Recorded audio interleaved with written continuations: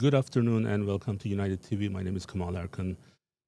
Today we are featuring one of Delaware's most respected organization, YWCA of Delaware. For more than 125 years, YWCA has stood for empowerment, racial and gender equity, and opportunities for all. Today we have Melissa Gonville. She's going to join me, the CEO of YWCA of Delaware, and we are going to discuss YWCA in and out, and our goal is to make sure that our audience is able to have a really good understanding of what this organization is doing. And in my humble opinion, I believe sometimes they're a little bit rated. Maybe like there's a lot going on. They do a lot of good work, and it's one of the most meaningful way of doing charity, and that's why we invited Melissa to our show. This is her second time. So, Melissa, how are you doing? I'm good. How are you? Thanks for having me, Kamal. Well, thank you for being here. There are a couple organizations. Um, we kind of build this foundation for us, and YWCA is the first one actually that we have this connection, and is that because of that, it's going to be always special for me. So, and I know we work very close with your team, yourself, and we want to be able to do more on behalf of YWCA. So our goal is to make sure that we can be the voice for your services, so then it can increase the awareness, and hopefully we can get more support and more people to understand, and also them to understand the challenges that you go through. It's not like any other business. This is a very different. It has a very different meaning, and I try my best. And you were actually on Wednesday. You were at our business office meeting, which was very important. Again, every individual who can understand what you are doing better, that's I know that's going to make the future better for everyone. So I'm going to start with my questions, and if you can kind of start with services, what exactly we are providing, and also how many people we serve annually. Absolutely. And I appreciate you having me on here. Increasing the visibility for YWCA Delaware is one of my big goals, to make sure everybody knows what we do and why we do it. So so first of all, YWCA is really focused on improving economic security and health and safety for women and children and families across Delaware. So that's one of our main goals. We serve about 8,500 people a year.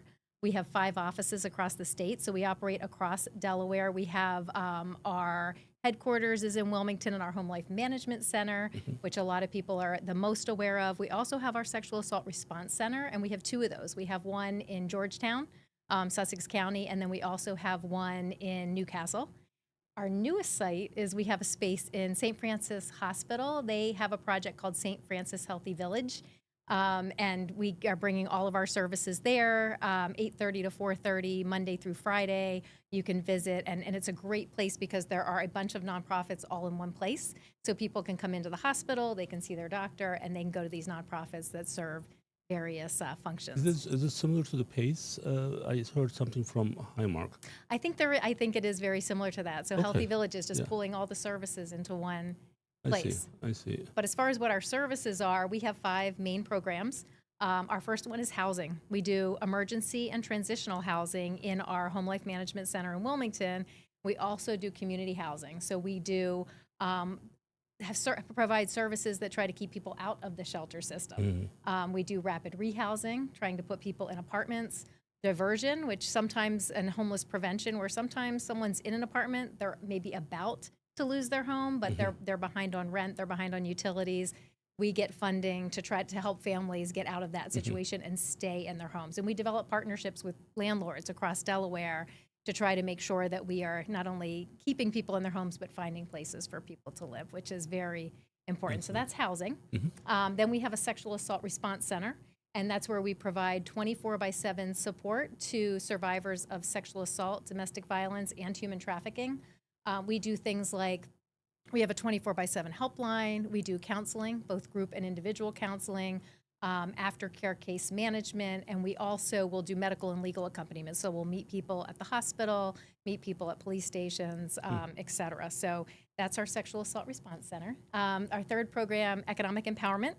We have various programs through there. We do financial counseling and coaching, home ownership counseling, foreclosure counseling, which unfortunately has become very time consuming for our counselors there. And we do career development as well, things like digital literacy, resume building, career development type workshops. We also do youth development. So we do a lot of programs. A lot of people don't know everything YWCA does. Youth development, we have programs for both middle school and high school students. One's called Esteem, one's called YW Leaders, really helping students become self-aware, self-sufficient, confident, increase their self-esteem, as well as generate a new generation of leaders in the state. And last but not least, we do communication and community engagement and advocacy. So we do programs that are educational, such as book talks. We do panel discussions, things like that. We have a Let's Talk series where we do things like this with a group of people talking about our services, our programs, our mission. And then we also do a lot of advocacy. We talk to the legislators across the state, our national legislators as well, really focusing on those things that fit into our mission and our programs and services to try to do the best we can for our community in Delaware. So transitional housing is it's one of the probably not really well understood term. So what we mean by that is we are actually the YWCA of Delaware. We would be able to take someone who's in crisis, but they know that they're not going to be there forever. So, and that's why it's important from the beginning. That's what separated YWCA from the other organizations for me is, yes, we do want to help people, but we don't want them to become dependent on these. So because everyone should be able to build skills and get the proper help that they need, and then should be able to live on their own. And that's why I believe when I talk about YWCA, it just automatically puts the organization in a different spot, so a different level.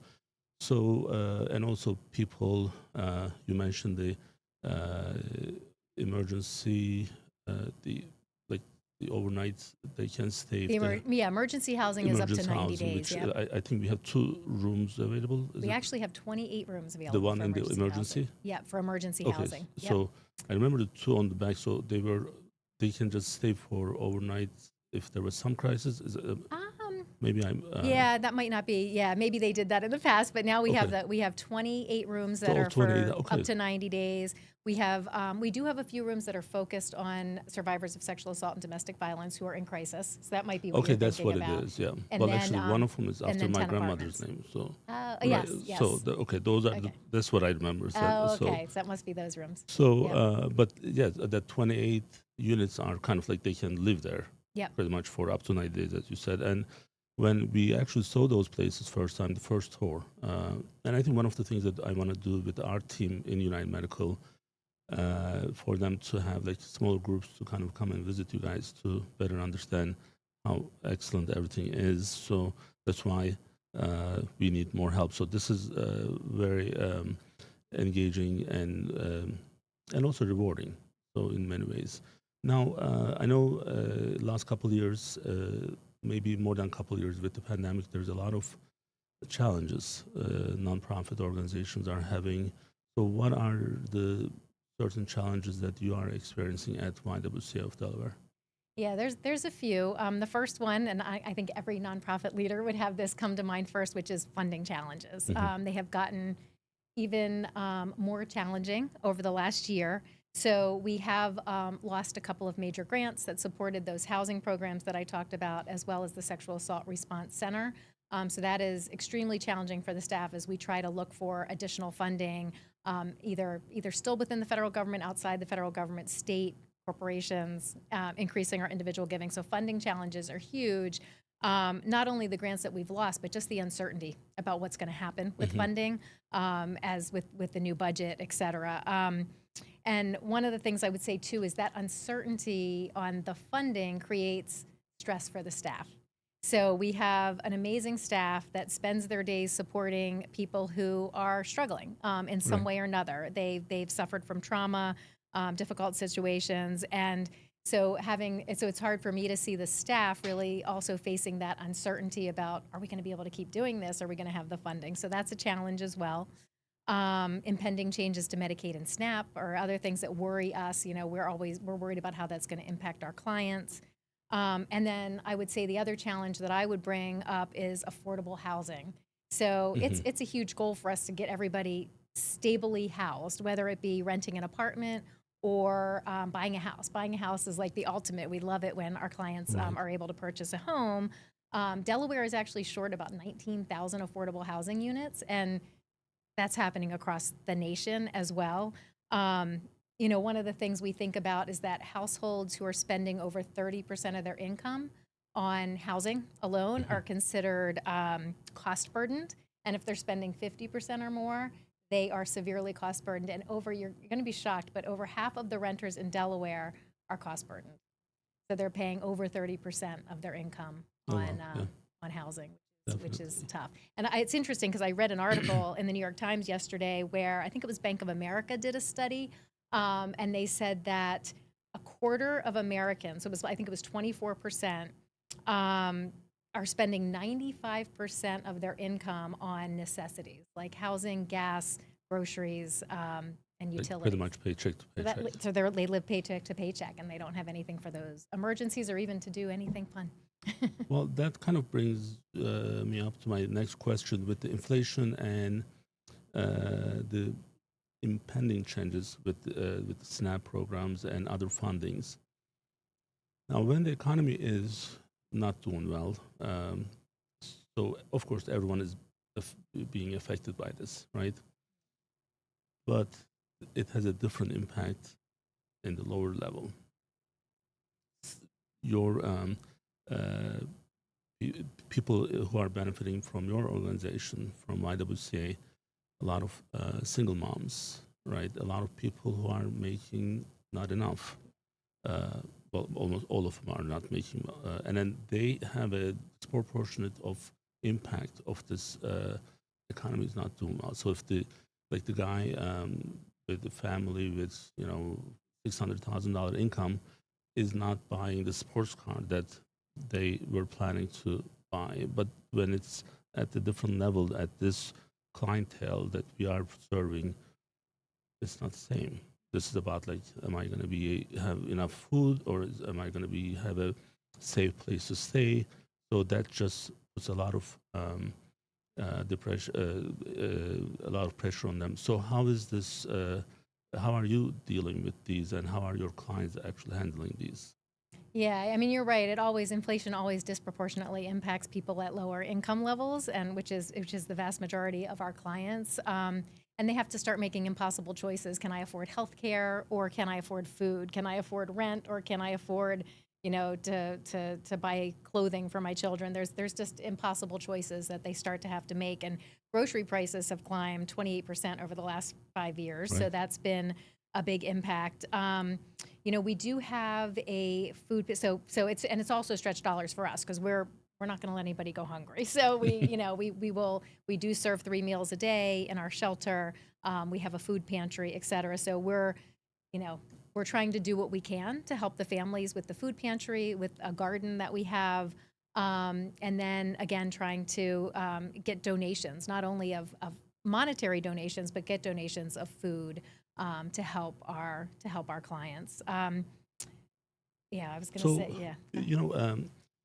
the way for those who may not actually seen the place or not checking the news or the photos, when I was several times when I was there,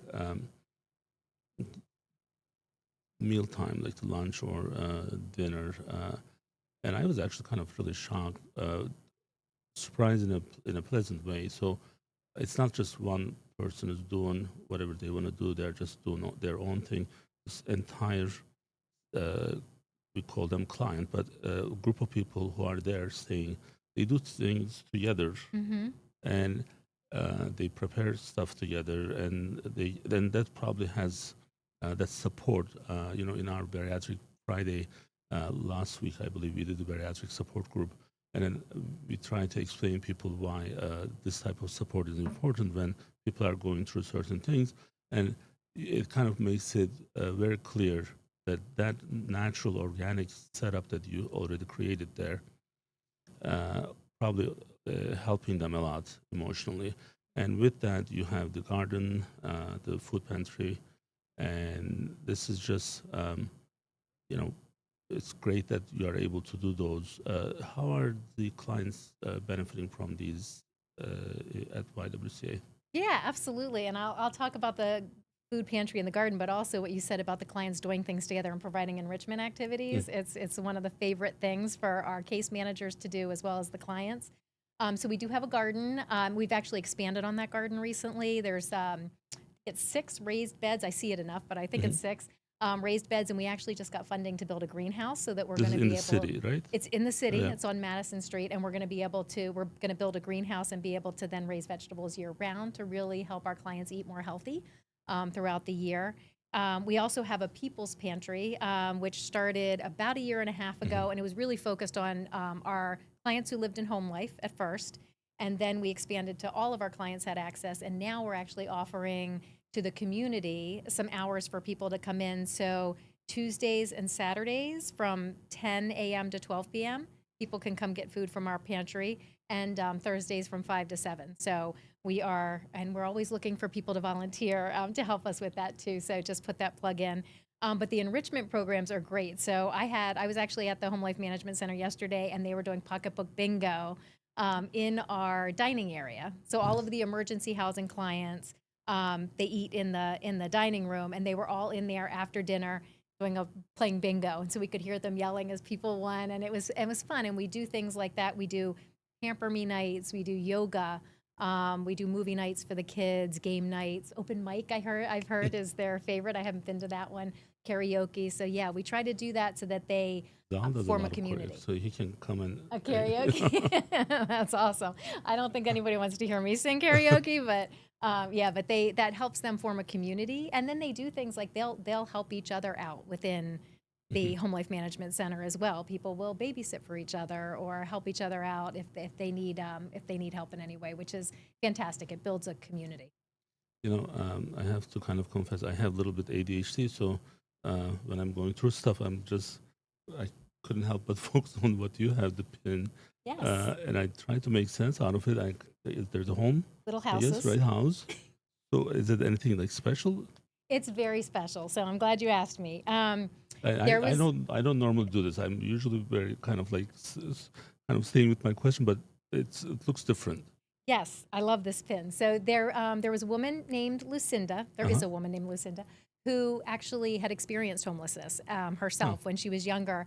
And when she became stable, she actually became an artist, and she started making pins, among other things, and using them to help homeless people by providing those pins to organizations to raise money for shelters such as us. So this particular one, she donated pins to the Unitarian Church, and they sold them, and they donated the money to YWCA Home Life Management Center. And then when she had stopped doing that, they gave us the rest of the pins. We give them to new board members. So you'll see, if you see this pin, it's usually a YWCA former or current board member. Oh, wow. That's interesting. Very nice. Yep.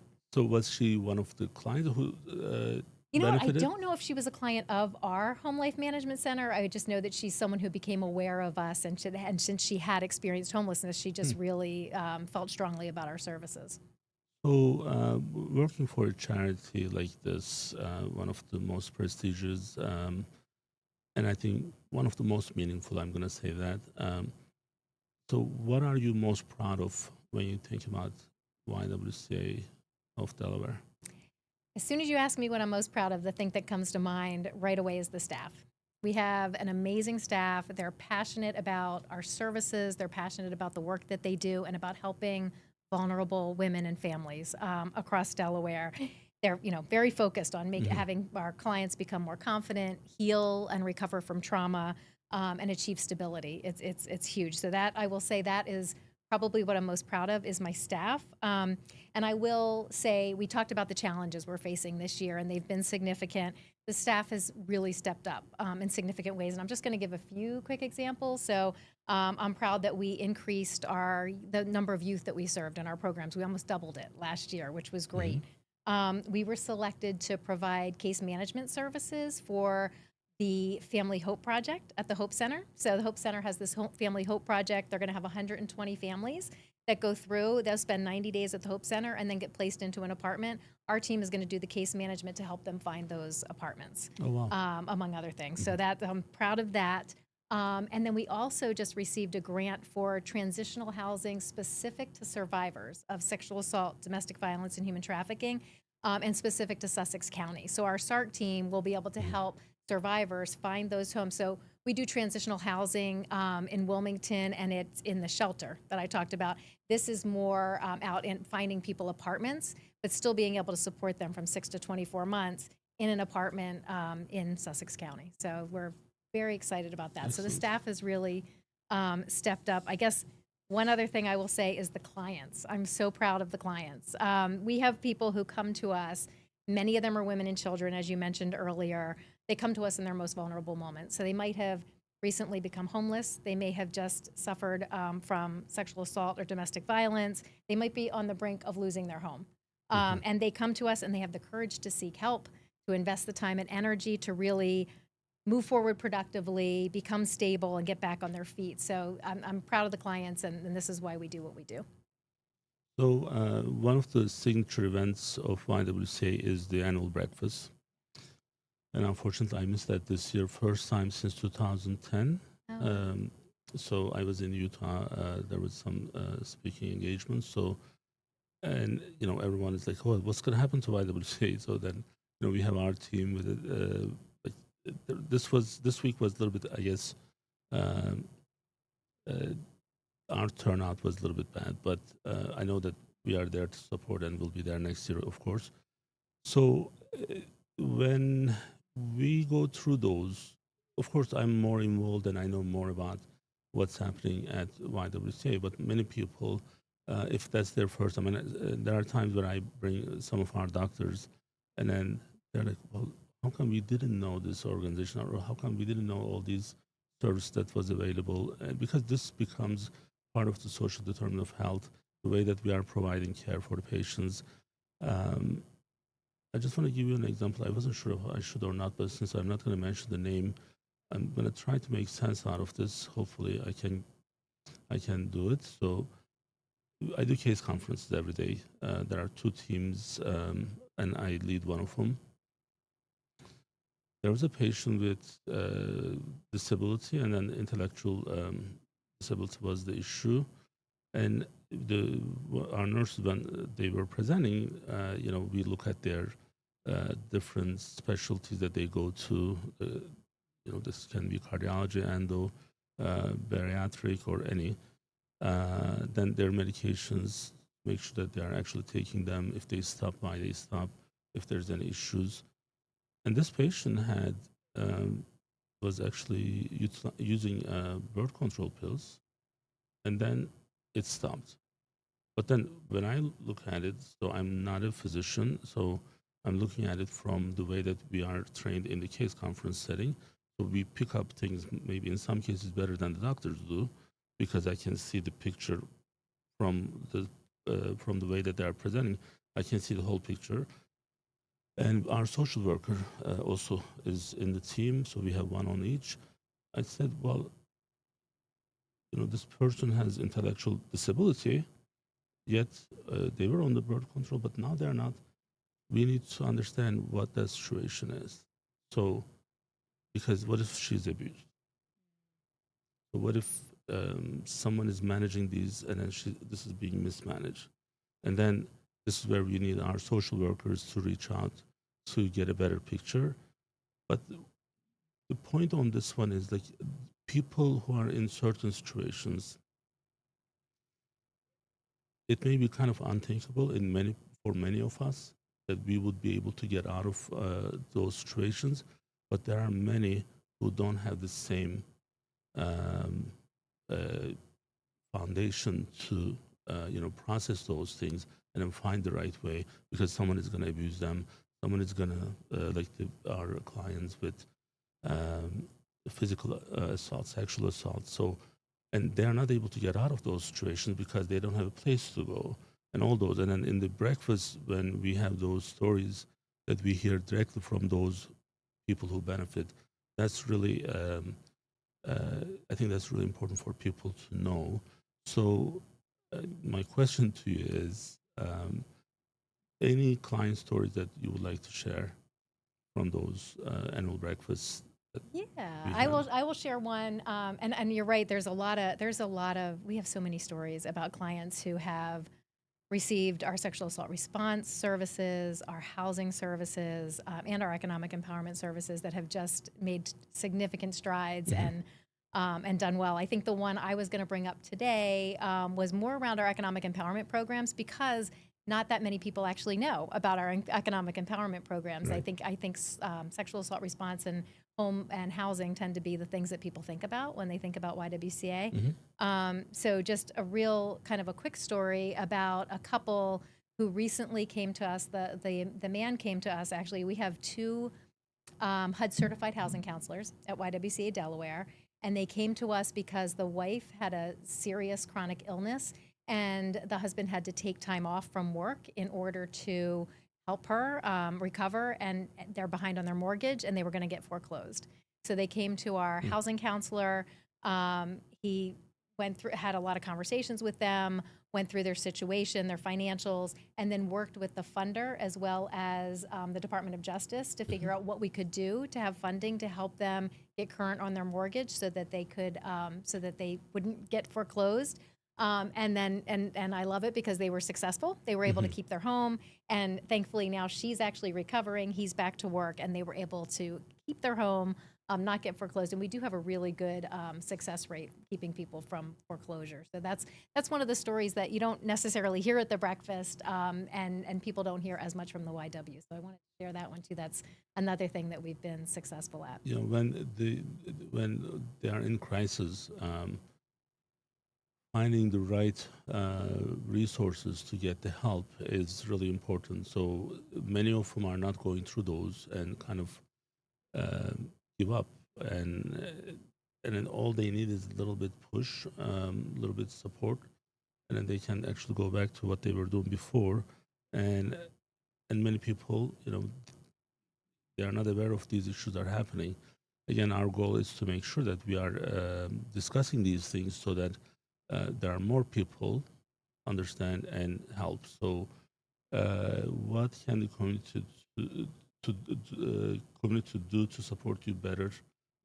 How they can reach out to you for volunteer services? So, let's give the message to everyone out there listening. How can we actually help? Absolutely. I'm always happy to answer that question. So there's several ways. So one is donations. That's a most obvious one is, you know, it's wonderful to get donations to support the work we do. All of these things that I'm talking about, if you go to ywcade.org, that's where you can find all the resources you need to help us. So ywcade.org/donate is where you can go to donate to the organization. Volunteering, you mentioned volunteering. We have a lot of volunteer opportunities, and there's so across all of our programs. So if I think about it, I talked about the fact that we have a pantry. I think about the fact that we have a pantry, and we need things like we need, you know, people to come in and help us stock the shelves, organize the inventory, and even now that we've opened it up to the public, have people who can come help when people come to the center during those hours I mentioned and help them get the food that they need. The other thing I would say there is donating grocery cards and Costco gift cards is huge so that we can get meat and cheeses and things like that and food that we aren't necessarily getting. We do get a lot of food from the food pantry. We work very well with the Delaware Food Pantry. But then, you know, if we have those gift cards, we can kind of supplement with that. And then in Sexual Assault Response Center, one of the things I will say about that is that we wouldn't be able to do all the services we do in the Sexual Assault Response Center without our volunteers. We have volunteers, they're called SARAs, Sexual Assault Response Advocates. They answer the calls on that 24/7 helpline.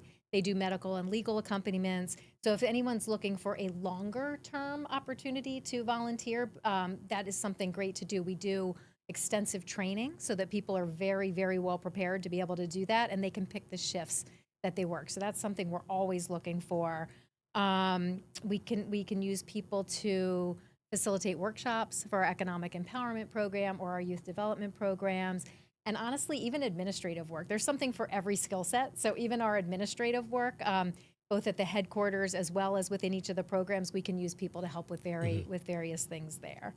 And then lastly, I would say advocating. So advocating for our mission, our services, and our programs, talking to legislators, doing things like going to Housing Day down at Legislative Hall, and supporting policies and legislation that not only support YWCA Delaware and what we do, but nonprofits in general. So we're looking for people who will support, let's make sure we have enough budget for nonprofits. Let's make sure if there's something that can lower our costs. So one example is healthcare. Healthcare is expensive for everyone. Nonprofits, it's really difficult to fund healthcare. So, you know, voting for policies that will help us contain our healthcare costs, things like that as well. And any of that, you can go to ywcade.org, and there's a place on there to donate. There's a place on there to fill out a volunteer form. There's also a place that you can say, hey, I want to sign up to advocate for the. So I want to talk about something with this, volunteer and support and people who are actually talking about their charity. So this is sometimes where I get, some criticism from some friends, especially from different cultures, different backgrounds. Are you showing off with what you do with the charity? There's that. So, and I want to kind of ask you what what you see with people. And there's people like my parents; they don't want other people to know what they do, how they help, and and I get a lot of criticism from them. So like, why are you showing it? And I kept telling them, I said, this is not about me. I don't need to show off for the work that I do for the society and community. But if others, like I'm a businessman, and if other businessmen are not doing what I'm doing, I want them to feel the pressure. Number one. Number two, I want to be a good model, a good example to those guys, so they can actually, maybe they don't know what to do, and then they can. I have one friend. He's shy and he doesn't want to do much on his own. So every once in a while, I hit him with requests of, okay, we are going to do this for this group. I need this much, and he's like, oh, okay. So then he just sends it. So it's kind of like a silent person who, unless you do something, you tell them something, they won't do anything. So then I do, and because I don't have to benefit from this directly, right? So there's this again another misunderstanding of why people are out there showing what they do. Are they showing off, or are they being a role model, or are they? If there is a different purpose. I mean, from my side, it's really just I just want to be an example, good example for those who have financial means and other resources, so that society actually can be in a better place. So, do you have any perspective on this one? What do you guys see when you talk to the potential donors? It's What's interesting, and they're all. That's interesting that you brought that up, because I think different donors have different opinions on that. So we do have some. Honestly, we have very few who donate anonymously, but there are some that are. I just want to be anonymous. I don't, Mhm. really want to have my name out there. But we have a lot of donors who we talk to and say, you know what? If other people know that you made this donation and this substantial donation, that might encourage them to donate as well. So we do have plenty of donors who are like, you know what? Put my name on a leadership gift. Put my name out there so that people. So when you go to the breakfast, you can see we have our Changing Lives Society, the people who pledged to donate 1,000 or more a year for 5 years. We have our other major donors on there as well, and we have a leadership gift every year at the breakfast that says, hey, we have people who we say, you know what, if you donate this much and we create a leadership gift, we'll use that as a match at the breakfast. And we do have a lot of donors who are like, you know what, if I can encourage other people to donate, I'll put my name on there. I want to be on that leadership gift. So we do have, like I said, we have some anonymous, but we do have a lot that are like, you know what, if I can encourage other people to donate too, let's put my name on there. So So that's you know from the personal side, I can tell you I have different purposes in life, so it's not just the business. It's not just making things for myself, and I want to make sure that there is the legacy out there when they work with me or they're friends with me. They pick certain things, certain qualities from me, and that's why I want this charity work that we do in a really good systematic way that we have, uh, and this I want this to be their culture, even if they leave the organization or even if they're not friends with me anymore. So it doesn't matter. So, and this is why our United Medical leadership is always there at the annual breakfast meeting, and that's why you were here on Wednesday for our business office, because I want people to understand that this is not just workplace that we just do X hours and go home. We each have responsibilities, and this has to become a culture, and that's I believe we were able to get there at United, and hopefully we can do more in time. And then, when we with your couple of your projects, when we have like my other organization that I work with, Food Bank of Delaware, when there was some synergy for the certain projects, and we had meetings with them. So, this was okay. This is not about just money or uh, financial stuff, but putting the right people in the right place, putting the right team in the right place. This is what I mean when I say we may have different resources available. So, and I think individuals and companies need to do more, and that's definitely we have to take this very seriously. So now, in terms of the largest gap in our support system in Delaware, with the survivors of domestic violence, um, where do you see that biggest gap? Like, what's that kind of like? Is there a bottleneck, or is there some legal, perhaps, obstacles? So you're talking about from a service perspective, not a funding perspective? From both? From both, Yeah. okay. Yeah, I would say from a service perspective, we are I believe the only organization in Delaware that's focused on sexual assault and sexual violence. There are others that are focused on domestic violence. So I do think that, I think one of the main hurdles there with providing those services is that we don't have enough legal services for survivors. The Classy does a great job supporting them, and there's other supports, but I would say there's not enough. One of the things that we actually tried to do last year was get a grant so that we could hire our own lawyers so that they could help our clients from a sexual assault and domestic violence perspective. So that is something we did not get that grant. That is something that I think is an obstacle. And it's interesting. Somebody was asking me the question yesterday. I did a mission tour yesterday, and they were asking me about sexual assault and domestic violence and human trafficking victims being able to get housing. And they asked the question, like, well, they're not always people who are in poverty like some of your other programs. They could be, they have a job, they may make good money. And one of the things I noted to them is that they don't always have access to their money. If they are a victim of sexual assault or domestic violence, Right.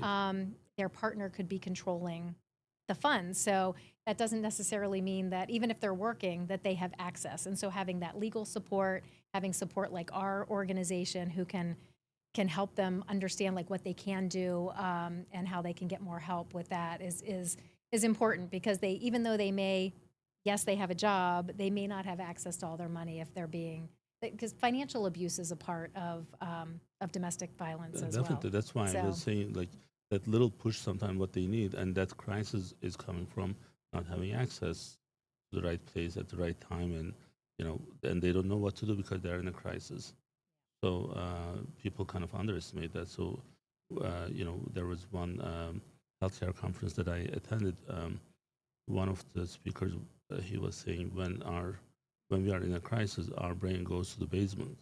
So it's on a kind of like a survival, and it doesn't care about anything else, but just wants to survive. So it doesn't think the way that it should. It just does something very different. So that's what we have to kind of keep remembering. So crisis is a extremely serious psychological problem. So they can't make any good decisions out of that unless they get the proper help. And we're going to be, and it's just, too, and you're right. I mean, when you're in trauma, you don't react necessarily like someone who's not being in trauma. But the other thing I was going to mention now that you said this is that we are going to be advocating to get a line in the state budget to support some of these services. Every year we kind of look at what grants are we going to get, how much are we going to get in grant and aid. It would be great to have a line item in the budget for some of these things where we are the people who, and not just us too, there's other organizations too where we're the ones who provide all the services. So, we think there should be a line in the state budget. Now, government shutdown is over for now. There's the CR already in place until end of January. Everyone got really nervous. And I believe people are still nervous, and I think they should be because we don't know what's going to happen. I'm always optimistic, but I was wrong twice on this issue. I thought it was going to be done before that first time it started in that weekend. I was thinking, politicians kind of just showing off, and then hey, you really need us, so but we are not agreeing, so you have to follow us, support us. So I thought it was going to be just weekend work. So then it didn't happen. Then I thought it was going to be end of October because November is the budget starts, and it didn't happen. So I'm like, okay, so I should not be that optimistic anymore. So now, I've been talking to Sarah and her team and other people and understanding the challenges and understanding the Affordable Care Act being one of the biggest issue on the table, which does impact so many people, and all that with other funding challenges. Are you guys in a good place now, or is it still? It's interesting because the healthcare costs have definitely gone up, not just for our clients, but also for the organization and being able to provide it to our staff. So that's tough. Yeah, I mean, I would feel the same way as you were. We're better now that the government, as far as our funding goes and SNAP benefits, with the government reopened. But I try to be an optimist, but I'm worried about the end of January as well. So I would say we're better off, having those benefits for our clients and being able to do what we need to do with the grants and get the funding that we need. But yeah, I'm with you. I'm being worried about what happens at the end of January. Right. So hopefully things are going to be fine because it really benefits for everyone's interests. It's Republicans, Democrats, doesn't matter because if there are certain things that's not working in the society, this is where I kind of get my independent hat. So, look, I mean, yes, financially we have to be responsible, but we have responsibilities on the social side. So we can't just be extreme on either. So there has to be a happy medium when it comes to these, and I'm hoping that that's going to be the case. This one. So even people in Turkey, they're actually. That's why I was there on their one of the Turkish TV channels yesterday. The topic was about the shutdown in the United States because other than the domestic issues, this is going to go up to the global level. So everyone is talking about it. So the leader country is having trouble and doesn't look good. And I think maybe everyone hopefully learned their lesson from this, and we have a stable economy because that's going to impact everything else. So, well, I told you things are going to go really fast here. So, no, that's good. Any closing remarks that you would like to? I don't know if I forget anything. Yeah, there's a few. Any projects that you would like to discuss? Yeah, definitely. So one thing I do want to let people know, so one thing we're doing this year for the first time is Delaware Park Casino does something called Deck the Halls for a Cause, and it's a silent auction. They invite nonprofits in the state to decorate a Christmas tree. They provide the tree. We decorate the tree. Ours is going to have a little gift under the tree as well, and people come in and bid on it. So I would love to invite people to go to Delaware Park Casino. It's between November 28th and December 19th. People can bid on the tree.